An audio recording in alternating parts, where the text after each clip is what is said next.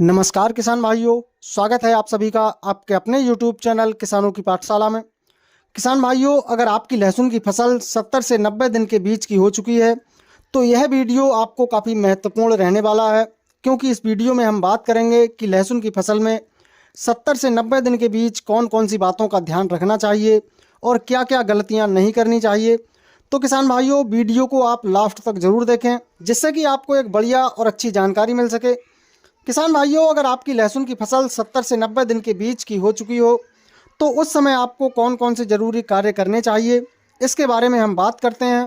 किसान भाइयों, लहसुन की फसल में 70 से 90 दिन के बीच में कंद का बनना शुरू हो जाता है, तो इस समय हमें यह ध्यान रखना है कि इस समय हमें फसल में किसी भी ग्रोथ प्रमोटर खाद जैसे यूरिया या किसी भी टॉनिक का प्रयोग नहीं करना है, क्योंकि इस स्टेज पर जब हम फसल में ज़्यादा यूरिया या अन्य किसी भी टॉनिक का प्रयोग करते हैं तो फसल में तना या कंद फटने की समस्या देखने को मिलती है। अगर किसान भाइयों इस समय आपकी लहसुन की फसल पीली हो रही है, लहसुन की फसल की पत्तियां पीली पड़ रही हैं, तो आप इस समय फसल में NPK 13-0-45 या 12-16-0 का स्प्रे कर सकते हैं, जिससे कि आपकी फसल में होने वाला पीलापन नहीं होगा। इसके अलावा किसान भाइयों, आपको अपनी फसल में देखना है कि कहीं थ्रिप्स की समस्या तो नहीं है। अगर फसल में थ्रिप्स की समस्या है तो फसल में आपको कीटनाशक का स्प्रे करना है।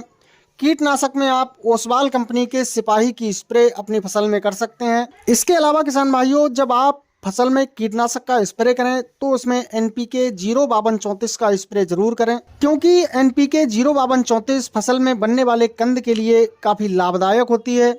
और इन्हीं के साथ आपको किसान भाइयों लेना है बोरॉन।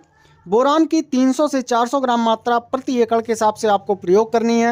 यानी किसान भाइयों, कीटनाशक के साथ आपको NPK 0-52-34 और बोरान का अपनी फसल में स्प्रे करना है।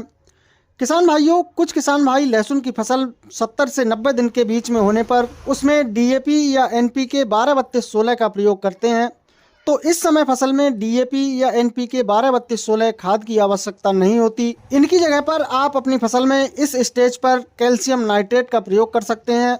इसके अच्छे परिणाम आपको फसल में देखने को मिलेंगे। फसल में कंद का विकास भी अच्छा होगा और पौधों में मजबूती भी बनेगी। तो किसान भाइयों, इन बातों का आपको फसल में 70 से 90 दिन के बीच में ध्यान रखना है, जिससे कि आप अपनी फसल से एक अच्छी पैदावार निकाल सकते हैं। किसान भाइयों, जानकारी पसंद आई हो तो वीडियो को लाइक एवं शेयर जरूर करें।